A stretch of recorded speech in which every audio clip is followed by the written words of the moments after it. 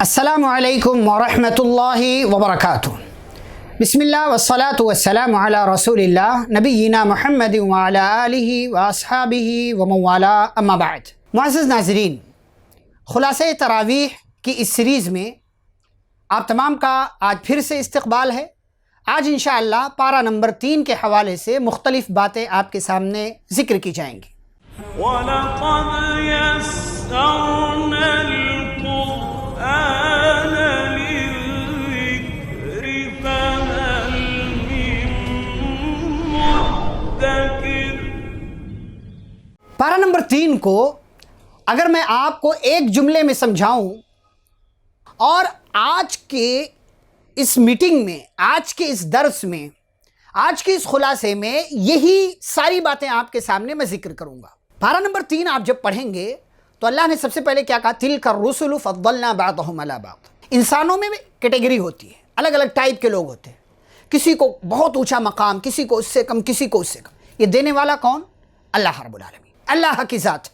سب سے پہلے یہ آگے بڑھیں، اسی پارے میں قرآن مجید کی سب سے عظیم آیت موجود ہے۔ وہ آیت کون سی؟ آیت الکرسی، جو ہم میں سے ہر ایک کو یاد ہوتی ہے۔ کیا ہے اس کے اندر؟ اللہ کی قدرت، اللہ کی صفات، اللہ کی خوبیاں، اللہ کے کمالات، اللہ کی اچھائیاں، اللہ کی بڑائیاں۔ اللہ لا الہ الا ہو، اللہ، اس کے سوا کوئی سچا معبود نہیں۔ الحی القیوم، وہ ہمیشہ سے ہے، ہمیشہ رہنے والا ہے، اسے نہ اونگھ آتی ہے نہ نیند آتی ہے، اسی کے لیے آسمان و زمین کی ساری چیزیں ہیں۔ کون ہے جس کو ہمت ہو کہ اس کے سامنے جا کر کے کسی کے لیے سفارش کرے بلا اس کی اجازت کے؟ وہ آسمان و زمین کی ساری چیزوں کا علم رکھتا ہے، وہ انسانوں کے آگے پیچھے سامنے دائیں بائیں ہر چیز کا علم رکھتا ہے۔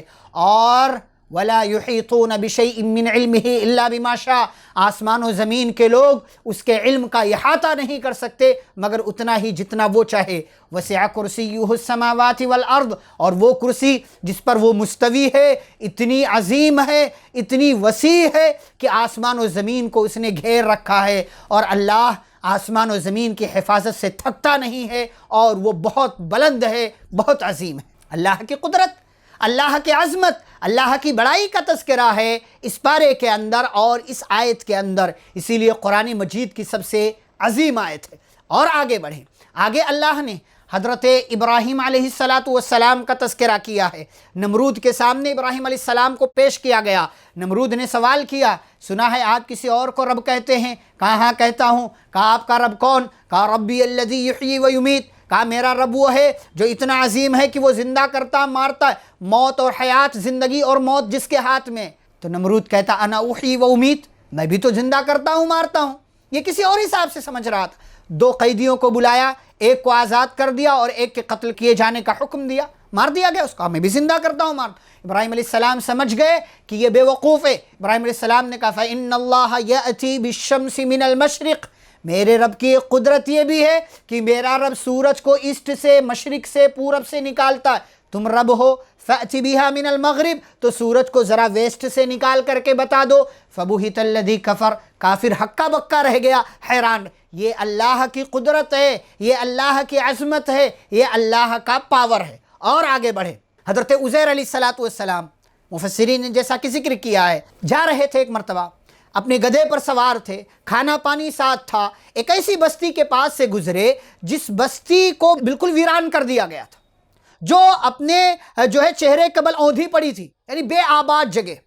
تو کہنے لگے انا یحیی ہذہ اللہ بعد موتہا، یہ یہاں کے لوگ مر گئے ہیں، زمانہ ہوا، اللہ ان کو کیسے زندہ کرے گا؟ ان کا ایمان تھا لیکن دل میں بات آئی، تو اللہ نے ان کو میسج دینے کے لیے فاماتہ اللہ، اللہ نے وہیں ان کو موت دے دیا، عزیر علیہ السلام کو۔ کتنے سال؟ 100 عام، 100 سال۔ ثم بعث، 100 سال کے بعد اٹھایا، اٹھانے کے بعد پوچھا عزیر کم لبثت، کتنے دن ٹھہرے؟ قال لبثت یوما او بعض یوم، ادھر ادھر دیکھا، کہا لگتا ہے ایک دن یا آدھا دن، دن کا کچھ حصہ۔ تو اللہ نے کہا بل لبثت 100 عام، آپ یہاں 100 سال ٹھہرے۔ فانظر الی طعامک وشرابک لم یتسنى، کھانا پانی دیکھو صحیح سلامت، یہ ہماری قدرت۔ اور آپ اپنے اس جانور کو، گدھے کو دیکھو، وانظر الی حمارک، یہ گدھے کو دیکھو، وَلِنَجْعَلَكَ آیَةً لِلنَّاسِ، ہم نے ایسا کیوں کیا؟ تاکہ لوگوں کے لیے ہم نشانی بنا دے. وانظر الی العظام کیف ننشزها ثم نکسوها لحما، اور دیکھو کہ کیسے ہم ہڈیاں بناتے ہیں، پھر ان ہڈیوں میں ہم گوشت کیسے ڈالتے ہیں، یہ دیکھو. فلما تبین له، جب انہوں نے اپنی آنکھوں سے دیکھا کہ اللہ نے گدھے کو زندہ کیا، اسے ہڈیاں اس کی جوڑی اور اس کو صحیح سلامت کیا، گوشت بنایا، گوشت لگایا، اور وہ دوبارہ سے پہلے جیسا ہو گیا. قال اعلم، کہا میں جانتا ہوں، ان اللہ علی کل شیء قدیر، اللہ ہر چیز پر قادر ہے. اور آگے بڑھیں، اسی کے فوراً بعد والی آیت ابراہیم علیہ السلام کا پھر تذکرہ آیا. ابراہیم علیہ السلام کے دل میں ایک مرتبہ بات آئی اور اللہ سے کہہ بیٹھے، ربی ارینی کیف تحیی الموتیٰ، اے میرے رب تو مجھے دکھا دے تو مردوں کو کیسے دوبارہ زندہ کرے گا. اللہ نے کہا اولم تؤمن، ابراہیم ایمان نہیں؟ قال بلا، کہا ایمان تو ہے. پھر ولیکن لیطمئن قلبی، دل کو مطمئن کرنا چاہتا ہوں، دیکھ لوں گا مزید یقین ہو جائے گا. اللہ نے کہا ٹھیک ہے، فخذ اربعۃ من الطیر، جاؤ 4 پرندے پکڑو. یہ پرندے کون سے؟ کوئی بھی ہو سکتے ہیں.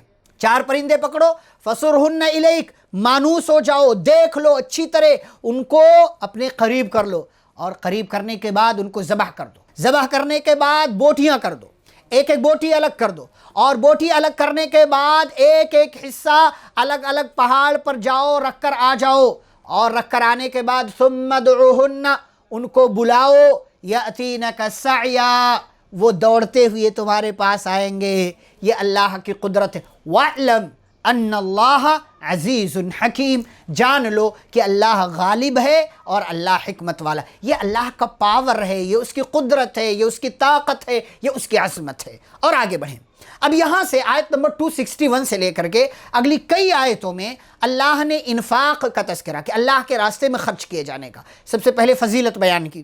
اللہ نے فرمایا اللہ کے راستے میں خرچ کرنے کی فضیلت یہ جیسے کہ ایک دانہ ہوتا ہے، آپ زمین میں ڈالیں، وہ 7 بالیاں نکالتا ہے، ہر بالی میں 100 دانے ہوتے ہیں، ایک دانہ 700 دانے بناتا ہے. واللہ یضاعف لمن یشاء، اور اس سے بھی زیادہ اللہ جس کو چاہتا دیتا ہے. یہی مثال اللہ کے راستے میں خرچ کرنے کی. آپ 1 روپیہ دیں گے، وہ 700 روپیہ بنے گا، اس سے بھی زیادہ اللہ چاہے گا تو بنا دے گا. یہ فضیلت ہے. آگے اللہ نے کہا ایمان والو جب خرچ کرو، کسی کی مدد کرو، صدقہ دو، اللہ کے راستے میں اپنا مال لگاؤ، تو یاد رہے احسان جتلانا نہیں ہونا چاہیے، کسی کو تکلیف نہیں دو، ریاکاری نہیں ہو، اور ساتھ ساتھ میں ایمان کے ساتھ اللہ کے راستے میں خرچ کرو. کیوں؟ اس لیے کہ احسان جتلانے کی وجہ سے صدقہ برباد، ریاکاری کی وجہ سے صدقہ برباد، ایمان نہ ہو ایک کافر صدقہ دے برباد. ایسے ہی آپ جو ہے کسی کو تکلیف دیں تو تکلیف دینے کی وجہ سے آپ کا دیا گیا صدقہ برباد. یعنی آپ نے کسی کی مدد کی، پھر اس کو آپ نے تکلیف بھی دے دیا،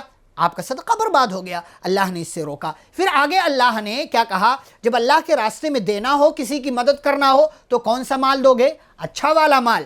یا ایھا الذین آمنوا انفقوا من طیبات ما کسبتم، جو ہم نے تم کو پاکیزہ اچھا مال دیا وہ خرچ کرو. ولا تیمموا الخبیث، ردی مال نہیں ہونا چاہیے، خبیث مال نہیں ہونا چاہیے، بیکار مال نہیں ہونا چاہیے. یعنی وہ مال ولستم بآخذی، کہ اگر وہ تم کو دیا جائے تو تم خود نہیں لوگے، لیکن تم اسے اللہ کے راستے میں صدقہ کر دیتے ہو. آج دیکھیں مسجدوں میں یا جہاں بھی ڈونیشن کیمپ چلتا ہے، آپ دیکھیں پھٹے پرانے نوٹ لوگ ڈال کر چلے جاتے ہیں. کتنی غلط بات ہے، اللہ نے منع کیا. اگلی بات خرچ کرنے کے حوالے سے اللہ نے کہا کہ اللہ کے راستے میں دینا ہو نا تو ہچکچاہٹ نہیں ہونی چاہیے. ہاں جب تم اللہ کے راستے میں دو گے تو شیطان آئے گا اور کہے گا، تمہارے دل میں یہ بات ڈالے گا، ارے اتنا مال دے رہے ہو، فقیر ہو جاؤ گے. الشیطان یعدکم الفقر، فقیر ہو جاؤ گے، اور تمہیں جو ہے وہ ورغلاتا ہے، بہکاتا ہے، فسلاتا ہے، وسوسہ ڈالتا ہے. نہیں، اس کی بات پر تم عمل مت کرو، اس لیے کہ اللہ کے راستے میں دے رہے ہو اور اللہ کو دو گے تو اللہ اس سے زیادہ تمہیں عطا کرے گا. ایک اور بات خرچ کرنے کے تعلق سے جو اللہ نے بیان کیا وہ یہ کہ صدقہ چاہو تو چھپا کر دو یا ظاہر کر کے دو، دونوں ہی صورتوں میں چلے گا اگر دل میں ریاکاری نہیں ہے تو. لیکن ہاں زکوٰۃ جو ہے، فرض صدقہ جو ہے وہ دکھا کر کے دو تاکہ لوگوں کو معلوم رہے، اور نفلی صدقات یہ چھپا کر کے دینا بہتر ہے. آگے اللہ نے اور ذکر کیا کہ سماج میں بہت سے ایسے لوگ ہوتے ہیں جو مانگتے نہیں، جو سوال نہیں کرتے، جو سفید پوش ہوتے ہیں، ان کا خیال کرو، ان کو بھی دو، ان کی ضرورتوں کا خیال رکھو اور جا کر کے معلوم کرو. اور اللہ نے یہ بھی کہا خرچ کرنے کے تعلق سے کہ جو کچھ تم خرچ کر رہے ہو نا، اس میں اللہ پر احسان نہیں کر رہے ہو.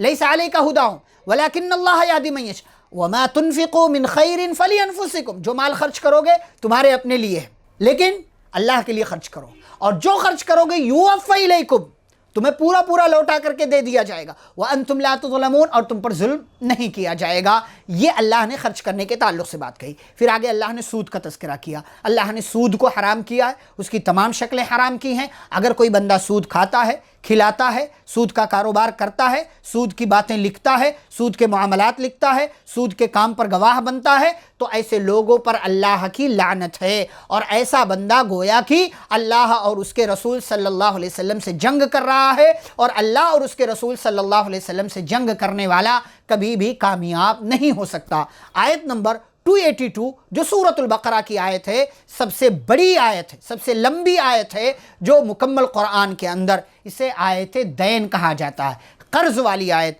قرض کے کچھ احکام و مسائل اللہ نے ذکر کیے ہیں۔ قرض لینے کی ضرورت ہے، بھئی انسان سود کا کاروبار نہیں کر سکتا تو بعض دفعہ قرض لینا پڑے گا، لے سکتا ہے، لیکن جب قرض لے واپسی کی نیت سے لے، پہلی بات یہ۔ دوسری بات یہ کہ قرض لے تو قرض کے معاملات کو لکھ لے، کس سے لیا، کتنا لیا، کب لیا، کس نے دیکھا، کون گواہ ہے، یہ ساری چیزیں لکھ کر کے ہونی چاہیے۔ یہ اللہ کی تعلیم ہے۔ کیوں؟ اس لیے کہ لکھو گے نہیں، بعد میں مسائل ہوں گے، اور ہمارے سماج و معاشرے میں ایسا ہوتا ہے، سماج کے لوگ بھروسے پہ کاروبار کرتے ہیں، لکھ کر کے نہیں کرتے کہ کس نے لیا، کس کو دیا جائے گا، اسی لیے بعض دفعہ بہت بڑے بڑے مسائل پیدا ہو جاتے ہیں۔ اللہ نے کہا لکھ لیا کرو، اور اگر آپ سے کسی نے قرضہ لیا ہے، وہ ادا نہیں کر پا رہا ہے، واقعی معنوں میں نہیں ادا کر پا رہا ہے، تو اس کو مہلت دے دو، اس کی وجہ سے اللہ آپ کو معاف کر دے گا۔ جیسا کہ صحیح مسلم وغیرہ کی حدیث میں ہے، ایک بندہ لوگوں کو قرض دیتا تھا، پھر اپنے غلاموں کو بھیجتا تھا جاؤ قرض وصول کر کے لاؤ،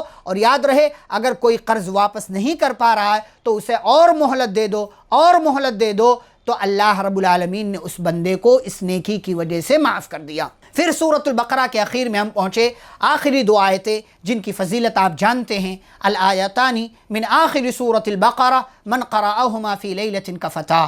معراج کے موقع سے پیارے رسول صلی اللہ علیہ وسلم کو یہ دونوں آیتیں اللہ نے دی، اور اس کی فضیلت پیارے نبی صلی اللہ علیہ وسلم نے بتایا کہ جو بندہ رات میں ان دونوں آیتوں کو پڑھ لے، اللہ رب العالمین اس کے لیے کافی ہوگا، یہ دونوں آیتیں اس کے لیے کافی ہوں گی۔ کس چیز سے؟ اس کا تذکرہ نہیں کیا، مفسرین نے کہا ہر چیز سے اس کے لیے کافی ہوں گی۔ یہ کتنی بڑی خوش نصیبی ہے کہ ہم دو آیت پڑھیں اور ہماری تمام چیزوں کے لیے یہ دونوں آیتیں کافی ہوں گی۔ یہاں پر سورۃ البقرہ مکمل ہوتی ہے۔ اس کے بعد سورہ آل عمران کا آغاز ہوتا ہے۔ سورہ آل عمران یہ قرآن مجید کی تیسری سورہ ہے، سورہ نمبر 3۔ اس کے اندر بھی بہت ساری باتیں اللہ رب العالمین نے ذکر کی ہیں۔ عمران کا خاندان جو مریم علیہ السلام کے والد ہیں، انہی کے خاندان کا اس سورہ میں زیادہ تر تذکرہ ہے، اسی لیے اس سورہ کو سورہ آل عمران کہا جاتا ہے۔ اس سورہ کی ابتدا میں اللہ نے پہلے اپنی تعریف و توصیف بیان کی، پھر اللہ نے اپنا ایک کمال ذکر کیا، کیا؟ ان اللہ لا یخفی علیہ شیء فی الارض ولا فی السماء۔ اللہ سے زمین میں کوئی چیز چھپ نہیں سکتی اور آسمان میں بھی کوئی چیز چھپ نہیں سکتی۔ آپ دیکھیں یہ اللہ کی قدرت، یہ اللہ کا پاور دیکھیے کہ آپ کہیں کوئی چیز چھپا دے لیکن اللہ سے نہیں چھپا سکتے۔ اور اللہ هو الذی یصورکم فی الارحام کیف یشاء، اللہ تمہیں تمہاری ماؤں کے پیٹ میں جو شکل کا بنانا چاہتا بنا دیتا ہے۔ یہ اللہ کا کمال ہے، یہ اللہ کی قدرت ہے، اور یہ اللہ کی عظمت ہے۔ آگے اللہ نے عقل مندوں کی ایک دعا کا ذکر کیا۔ کبھی کبھی لگتا ہے کہ دل دوسری طرف جا رہا ہے، اللہ نے کہا یہ دعا مانگو، ربنا لا تزغ قلوبنا بعد اذ ہدیتنا وہب لنا من لدنک رحمہ انک انت الوہاب۔ اے ہمارے رب تو ہمارے دلوں کو مت پھیر اس کو ہدایت دینے کے بعد، اور تو ہمیں اپنی طرف سے رحمت سے نواز دے، بے شک تو عطا کرنے والا ہے۔ آگے اس سورہ کے اندر اللہ رب العالمین نے اس بات کا تذکرہ کیا ہے کہ مال سے محبت انسان کی فطری ہے۔ انسان مختلف طرح کی چیزوں سے محبت کرتا ہے جو مال کی شکل میں ہوا کرتی ہیں، بہت ساری اور چیزوں کی شکل میں ہوا کرتی ہیں، لیکن یاد رہے اس محبت کی وجہ سے انسان کو لمٹ کراس نہیں کرنا چاہیے، لمٹ کراس نہیں کرنا چاہیے، یعنی حلال سے آگے بڑھ کر کے حرام میں داخل نہیں ہونا چاہیے۔ یہ ہے اللہ رب العالمین کی تعلیم، اور یہ ہے قرآن مجید کا نسخہ جو محبت کے حوالے سے ہماری شریعت نے ہم کو دیا ہے۔ آگے اللہ نے اس بات کا تذکرہ کیا، ان الدین عند اللہ الاسلام، بے شک دین اللہ کے نزدیک کوئی ہے تو وہ دین اسلام ہے۔ ہم خوش نصیب ہیں، ہم اللہ کا شکر ادا کرتے ہیں کہ اللہ نے ہمیں مسلمان بنایا ہے کہ ہم دین اسلام کے ماننے والے اور اس کے احکام پر عمل کرنے والے ہیں۔ ساتھ ہی ساتھ علماء کی فضیلت اللہ نے ذکر کی سورہ میں اور کہا شہد اللہ انہ لا الہ الا ہو والملائکۃ واولو العلم، اللہ گواہی دے رہا ہے، فرشتے گواہی دے رہے ہیں کس بات کی؟ کہ اللہ کے سوا کوئی سچا معبود نہیں، اور اللہ کی اور فرشتوں کی گواہی کے ساتھ ساتھ علماء کی گواہی کا بھی تذکرہ ہے، یعنی جو علم والے ہیں وہ بھی مانتے ہیں کہ اللہ کے سوا کوئی سچا معبود نہیں۔ یہ علماء کا مقام ہے کہ اللہ نے علماء اپنے ساتھ ساتھ فرشتوں کی گواہی کے ساتھ ساتھ علماء کی گواہی کا بھی تذکرہ کیا ہے۔ آگے بڑھیں، آگے اللہ نے اپنا ایک اور کمال ذکر کیا ہے۔ اللہ کے ہاتھ میں سب کچھ ہے، اللہ بادشاہوں کا بادشاہ ہے۔ قل اللہم مالک الملک تؤتی الملک من تشاء، اے اللہ تو جس کو چاہے بادشاہت دے، جس سے چاہے چھین لے، تو جس کو چاہے عزت دے، جس کو چاہے ذلت دے، تیرے ہاتھ میں ہر طرح کا خیر ہے، تو ہر چیز پر قادر ہے، تو رات کو دن میں، دن کو رات میں داخل کرتا ہے، تو زندے سے مردے کو نکالتا ہے، مردے سے زندے کو نکالتا ہے، تو جس کو چاہتا ہے بغیر حساب کے بغیر گنتی کے روزی دیتا ہے۔ یہ کام کون کرتا ہے؟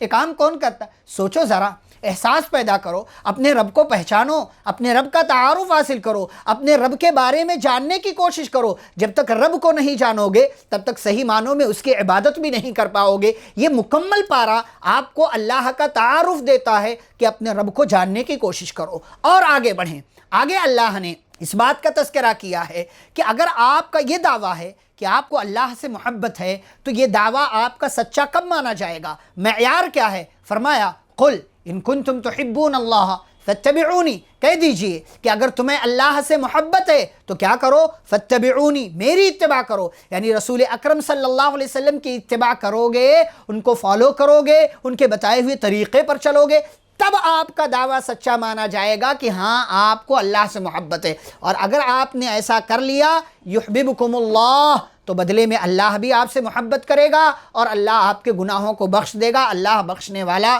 رحم کرنے والا۔ آگے 3 واقعات اللہ نے ذکر کیے ہیں۔ پہلا واقعہ مریم علیہ السلام کا، دوسرا واقعہ زکریا علیہ السلام کا، تیسرا واقعہ بھی مریم کا ہے لیکن ان کے ساتھ ان کے بیٹے عیسیٰ علیہ السلام کا بھی ہے۔ مریم علیہ السلام جب اپنی ماں کے پیٹ میں تھیں تو ان کی ماں نے نظر مان لیا تھا کہ اللہ میرے پیٹ میں جو بچہ ہے میں اس کو تیرے گھر کی خدمت کے لیے وقف کر دوں گی۔ وہ یہ سمجھ رہی تھی کہ لڑکا ہوگا، لیکن جب ان کے ہاں پیدائش ہوئی تو لڑکی پیدا ہوئی، تو انہوں نے کہا اے اللہ میرے ہاں لڑکی ہوئی، اور مرد اور عورت دونوں برابر نہیں، یعنی جس چیز کی نیت میں نے کیا تھا وہ کام ایک عورت نہیں کر سکتی، یعنی مسجد میں جا کر کے مسجد کی صفائی ستھرائی، اس لیے کہ عورت کے ساتھ حیض وغیرہ کے مسائل ہوتے ہیں، وہ ہر بار مسجد کی جا کر کے صفائی نہیں کر سکتی۔ تو اللہ کو معلوم کہ انہوں نے کیا پیدا کیا، لیکن انہوں نے کیا کہا وَإِنِّي سَمَّيْتُهَا مریم، اے اللہ میں نے اس بچی کا نام مریم رکھا ہے، اور وَإِنِّي أُعِيذُهَا بِكَ وَذُرِّيَّتَهَا مِنَ الشَّيْطَانِ الرَّجِيمِ۔ یہ ماؤں کا کردار ہے کہ اپنی اولاد کے ساتھ ماؤں کا تعلق کیسا ہونا چاہیے، ان کی پیدائش سے پہلے ہی ان کو نیک اور اچھا بنانے کی فکر ہونی چاہیے۔ کہا اے اللہ میں نے اپنی بیٹی کا نام مریم رکھا ہے اور میں اس کو اور اس کی نسل کو اے اللہ تیری پناہ میں دیتی ہوں مردود شیطان سے۔ اللہ نے ان کی دعا قبول کی اور مریم کی بھی حفاظت کی، ان کی نسل کی بھی اللہ رب العالمین نے حفاظت کی مردود شیطان سے۔ اچھا یہی مریم بڑی ہوئی تو اپنے خالو زکریا علیہ السلام کی کفالت میں تھی، وہ کفالت کر رہے تھے، دیکھ ریکھ کر رہے تھے، ان کے لیے تمام چیزوں کا انتظام کر رہے تھے۔ بسا اوقات بہت دفعہ ایسا ہوا کہ زکریا علیہ السلام مریم علیہ السلام کے پاس جب آتے تھے تو ان کے پاس طرح طرح کے کھانے ملتے تھے، پھل فروٹ وغیرہ، لیکن وہ لا کر دینے والے زکریا علیہ السلام نہیں تھے اور کسی اور کو آنے کی پرمیشن بھی نہیں تھی۔ تو پوچھتے تھے انا لکی ھذا، مریم یہ آیا کہاں سے؟ تو مریم کیا کہتی تھی؟ ہوا من عند اللہ، یہ اللہ کے پاس سے آیا ہے، یہ اللہ، یہ ایمان اللہ اپنی ایمان والے بندوں اور بندیوں کی مدد کرتا ہے۔ اور مریم نے کہا ان اللہ یرزق من یشاء بغیر حساب، اللہ جس کو چاہتا ہے بغیر حساب کے روزی عطا فرماتا ہے۔ یہ اللہ کی قدرت ہے، بن موسم کے پھل اللہ نے مریم کو دیا، وہ پھل جو اس موسم میں دستیاب نہیں اللہ نے مریم کو وہ کھلایا اور وہ پلایا ہے۔ اچھا زکریا علیہ السلام نے جب یہ دیکھا تو ان کے ہاں اب تک اولاد نہیں تھی، دعا مانگ رہے تھے، لیکن جب اپنی کھلی آنکھوں سے اللہ کی قدرت کا مشاہدہ کیا تو پھر سے دعا کیا رب ہب لی من لدنک ذُرِّيَّةً طَيِّبَةً إِنَّكَ سَمِيعُ الدُّعَاء، اے میرے رب مجھے بھی اپنی طرف سے نیک اولاد سے نواز دے، بے شک تو دعاؤں کا سننے والا ہے۔ بڑی محبت سے، بڑے یقین سے، بڑے اعتماد سے اللہ سے دعا کیا، اللہ نے دعا قبول کیا، دعا قبول کیا۔ محراب میں زکریا علیہ السلام نماز پڑھ رہے تھے، اللہ نے فرشتوں کو خوشخبری دے کر کے بھیجا۔ فرشتوں نے کہا زکریا خوش ہو جائیے، ان اللہ یبشرک بیحییٰ، اللہ آپ کو ایک بچے کی خوشخبری دیتا ہے جس کا نام یحییٰ ہوگا، اور جو اپنی قوم کا سردار ہوگا، جو نبی ہوگا، جو نیک ہوگا اور جو پاک دامن ہوگا۔ زکریا علیہ السلام خوش ہو گئے، لیکن خوشی میں اور اس یقین میں کہیں نہ کہیں ایسا تھا کہ اب تک اولاد نہیں ہوئی، میں بوڑھا، بال سفید، ہڈیاں کمزور، ان کو یقین نہیں آ رہا تھا، بیوی بانجھ ہے۔ تو کہا رب میرے یہاں اللہ ربی انا یکون لی غلام وقد بلغنی الکبر وامرأتی عاقر، میرے رب میرے یہاں بچہ کیسے ہوگا، میں بوڑھا ہو گیا ہوں، میری بیوی بانجھ ہے۔ تو اللہ نے کہا کذالک اللہ یفعل ما یشاء، اللہ تو ایسے ہی کرتا ہے، یہ اللہ کی قدرت ہے، یہ اللہ کی عظمت ہے، اللہ کا پاور، اللہ جو چاہے کرتا ہے، ایسے ہی اللہ کرتا ہے۔ تو کہا اللہ کوئی نشانی بتا دو، اللہ نے نشانی بتا دی، کہا اے زکریا جب آپ کے ہاں یہ چیز ہوگی تو آپ کی زبان خود بخود 3 دنوں کے لیے بند ہو جائے گی، کسی بیماری کی وجہ سے نہیں، بلکہ آپ بات نہیں کر پائیں گے لوگوں سے، ہاں اشارے سے آپ اپنا کام کر سکیں گے، اپنی باتیں بتا سکیں گے، اور جب آپ یہ دیکھ لیں تو خوش ہو جائیں، اور خوشی میں اللہ کا شکر ادا کرتے ہوئے صبح شام اللہ کی تسبیح بیان کریں اور اللہ کا ذکر کریں۔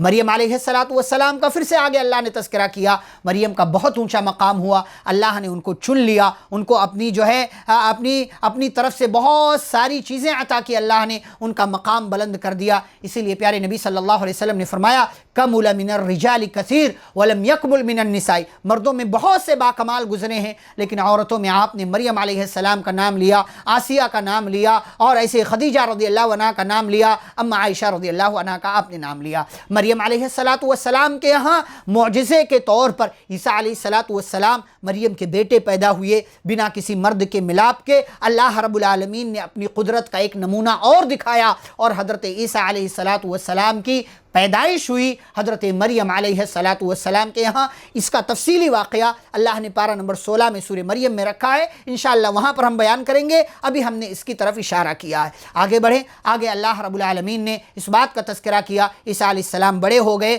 تو اللہ نے ان کو زندہ آسمان پر اٹھا لیا، اس لیے کہ یہودی ان کو مارنے جا رہے تھے۔ اس کا تذکرہ بھی انشاءاللہ ہم پارہ نمبر 16 میں آپ کے سامنے کریں گے۔ آگے اللہ رب العالمین نے ابراہیم علیہ السلام کا تذکرہ کیا ہے، اور ان کے حوالے سے یہ بات بیان کی، یہودی کہتے ابراہیم علیہ السلام یہودی، عیسائی کہتے ابراہیم علیہ السلام عیسائی ہیں۔ اللہ نے کہا ابراہیم علیہ السلام نہ یہودی نہ عیسائی نہ مشرک، بلکہ ابراہیم علیہ السلام ایک پکے سچے مسلمان تھے، اللہ کے نیک بندے تھے۔ ایسے لوگ جو اللہ سے کیے ہوئے عہد و پیمان کو توڑ دیتے ہیں اور اللہ سے کیے ہوئے وعدے کو پورا نہیں کرتے، یعنی اسلام قبول نہیں کرتے، اسلام کی باتوں کو مانتے نہیں ہیں، اللہ سے جو وعدہ کر کے آئے تھے اس کو پورا نہیں کر رہے ہیں، ایسے لوگوں کو 5 سزائیں ملنے والی۔ نمبر 1، ایسے لوگوں کا آخرت میں کوئی حصہ نہیں، اولئک لا خلاق لهم فی الآخرہ ولا یکلمهم اللہ، اللہ ایسے لوگوں سے بات نہیں کرے گا، ولا ينظر الیہم یوم القیامہ، اللہ ان کی طرف رحمت کی نظر سے نہیں دیکھے گا، ولا یزکیہم، چوتھی سزا کہ اللہ ان کو گناہوں سے پاک صاف نہیں کرے گا، اور 5ویں سزا وَلَهُمْ عَذَابٌ علیم، ایسے لوگوں کے لیے دردناک عذاب ہے۔ لہٰذا فکر کرو، اسلام کو اپناؤ، اسلام کو اختیار کرو، اسلام کا کلمہ پڑھ لو، اسلام کے دامن میں آ جاؤ، اللہ رب العالمین پر ایمان لے آؤ، دنیا بھی اچھی بن جائے گی اور آخرت بھی اچھی بن جائے گی۔ اسی لیے اللہ نے اس پارے کے اخیر میں کہا کہ جو بندہ اسلام کے علاوہ کوئی اور دین ہمارے پاس لے کر کے آئے گا، کسی اور دین پر چلے گا، تو وہ لاکھ اچھا ہو لیکن اس کی طرف سے کوئی بھی اس کی نیکی قبول نہیں کی جائے گی، اور وہ آخرت میں خسارہ، گھاٹا اور نقصان اٹھانے والا ہوگا۔ یہاں تک کہ ایک بندہ اگر کفر پر مر جاتا ہے، اللہ نے اس پارے کی آخری آیت میں سورہ آل عمران کی جو آیت نمبر 91 ہے، اللہ نے کہا ایک بندہ کفر پر مر جائے، شرک پر مر جائے، مان لو ہمارے پاس کل قیامت کے دن آئے گا، اس کے لیے جہنم کا فیصلہ ہو چکا ہوگا، لیکن مان لو کہ وہ زمین کے برابر بھی سونا ہمیں دے اور کہے اللہ یہ زمین کے برابر سونا لے لو اور بدلے میں ہمیں جہنم سے نجات دے کر کے جنت میں داخل کر دو، اللہ کہتے فَلَن يُقْبَلَ مِنْ أَحَدِهِمْ مِلْءُ الْأَرْضِ ذَهَبًا، زمین کے برابر سونا بھی قبول نہیں کیا جائے گا۔ أُولَئِكَ لَهُمْ عَذَابٌ أَلِيمٌ، ان کے لیے دردناک عذاب ہے۔ وَمَا لَهُم مِّن نَاصِرِينَ، اور ایسے لوگوں کی کوئی مدد کرنے والا نہیں ہے۔ مسلمانوں، یہ ایمان بہت بڑی دولت ہے، اس کی بہت بڑی قیمت ہے۔ زمین کے برابر سونا کسی کے پاس ہو اور آپ کے پاس صرف ایمان کی دولت ہو اور آپ پکے سچے مسلمان ہوں تو آپ کے پاس گویا کی سب سے بڑی دولت اللہ نے رکھی ہوئی ہے۔ اس کی قدر کریں، اس کی حفاظت کریں اور اللہ سے دعا کرتے رہیں کہ اللہ جب ہمیں وفات دے تو ہم مسلمان رہیں، اسلام کی حالت میں ہمیں وفات دے۔ انشاءاللہ پارہ نمبر 4 کے خلاصے کے ساتھ اگلی ملاقات میں آپ کے سامنے ہم کچھ باتیں رکھیں گے۔ اللہ رب العالمین سے دعا ہے اللہ ہم سبھی کو قرآن و حدیث کی باتوں پر عمل کرنے کی توفیق عطا فرمائے، آمین۔ وصلی اللہ علی النبی الکریم، والسلام علیکم ورحمۃ اللہ وبرکاتہ۔